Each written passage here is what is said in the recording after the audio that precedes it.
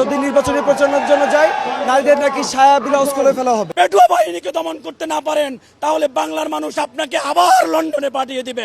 আমাদের নির্বাচন কমিশন আমরা ঘেরাও করব। নির্বাচন কমিশন এবং সরকার চরম ব্যর্থতার পরিচয় দিচ্ছে আমরা দেখতে পাচ্ছি, এবং কোনো আসনই শুধু শেরপুর নয়, শুধু ঢাকা 4 না, সারা বাংলাদেশের বিভিন্ন আসনে ধারাবাহিকভাবে যে লেভেল প্লেইং ফিল্ড হওয়ার কথা ছিল সেটা করতে সরকার এবং নির্বাচন কমিশন ব্যর্থ।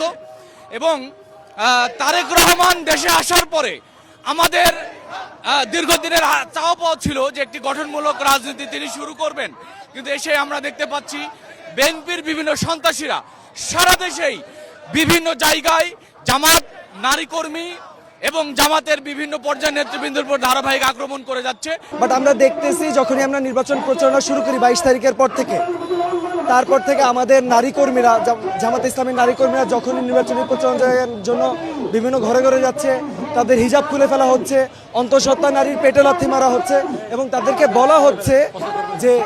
বলা হচ্ছে যে কয়দিন আগে আমরা দেখছি যে বলা হচ্ছে যে যদি নির্বাচনী প্রচারণার জন্য যায়, নারীদের নাকি ছায়া ব্লাউজ করে ফেলা হবে।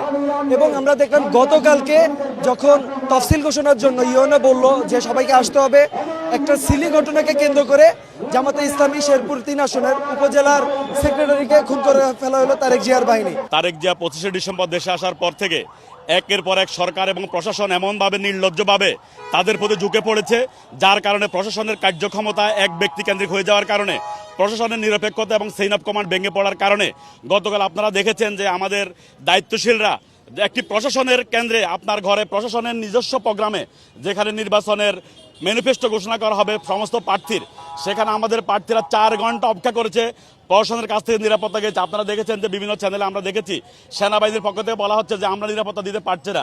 যেই প্রশাসন একটি কেন্দ্রের নিরাপত্তা দিতে পারছে না, সে সারা বাংলাদেশে 3-4 হাজার ভোট কেন্দ্র কিভাবে নির্বাচনে পাহারা দিবে, এটা আজকে প্রশ্ন।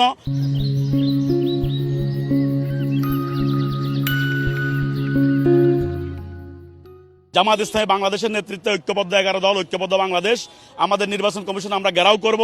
এবং অবিলম্বে আজকে দাবি জানা হয়েছে শেরপুরের জেলা প্রশাসক, রিটার্নিং অফিসার এবং জিনাইগাড়ি থানার ওসি এদেরকে 24 ঘন্টার মধ্যে প্রত্যাহার করার নির্দেশ দেওয়া হয়েছে। তারেক জিয়া বাংলাদেশে আসতে পারেন নাই, তাকে আসতে সুযোগ করে দিয়ে হয়েছে জুলাই বিপ্লবের মাধ্যমে। আমরা মনে করেছিলাম তিনি একটি সুষ্ঠু নির্বাচনের পক্ষে তিনিও সহযোগিতা করবেন, কিন্তু তার নেতাকর্মীরা সারা বাংলাদেশে যেভাবে পুষলে উঠেছে, অন্যায়ভাবে মানুষকে হত্যা করেছে, লাঠি দিয়ে পিটিয়ে হত্যা করছে, রামদা দিয়ে পিটিয়ে হত্যা করছে। অনতি বিলম্বে আপনি যদি আপনার পেটুয়া বাহিনীকে দমন করতে না পারেন তাহলে বাংলার মানুষ আপনাকে আবার লন্ডনে পাঠিয়ে দিবে।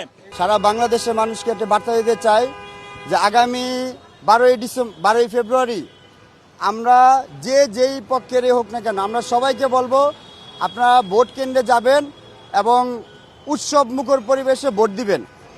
আর আপনি যেটা বলছেন যে লেভেল প্লেইং ফিল্ড, আমাদের এটা সামঞ্জস্য হচ্ছে না, কারণ তারা যে ধরনের সুযোগ সুবিধা ভোগ করতেছে, একটা ওয়ার্ডে একটা নির্বাচনী অফিস দেওয়ার কথা, কিন্তু তারা একের অধিক অনেকগুলো নির্বাচনী ক্যাম্প বানাচ্ছে এবং নির্বাচনী কার্যালয়ের নাম দিয়েও করতেছে। কিন্তু এটা বাংলাদেশ জামাত ইসলামী আইনের প্রতি শ্রদ্ধাশীল হয়ে আমাদের একটা ওয়ার্ডে আমরা একটা নির্বাচনী অফিস এবং বিভিন্ন নামে আমরা ক্যাম্প করতেছি। আর আপনারা দেখেছেন যে শেরপুর সহ আমাদের গতকালকে ঢাকা 4 আসনে মহিলা তারা গণসংযোগে ছিল, তাদের উপর পিছন থেকে অতর্কিত হামলা করা হয়েছে খুন করার উদ্দেশ্যে। তো এইভাবে সারা বাংলাদেশে তারা চাচ্ছে যে এটা বিশৃঙ্খলা তৈরি করে নির্বাচনকে প্রশ্নবিদ্ধ করা এবং সরকারকে বেকায়দায় ফেলানো।